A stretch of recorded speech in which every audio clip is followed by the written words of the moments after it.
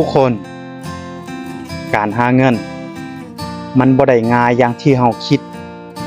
การหาเงินมันเมื่อยมันท้อมันทุกข์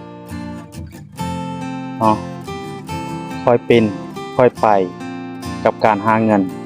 อย่ากดดันควรตั้งใจเก็บตั้งใจหาเก็บเงินให้ได้เด้อคนลาวที่กำลังสู้ชีวิตในประเทศไทยพวกเจ้าฟังดีๆบุญจืดเป็นคนหนึ่งที่อยากมาเตือนสติให้กับน้องๆให้กับคนลาวนำกันที่กำลังสู้ชีวิตในประเทศไทย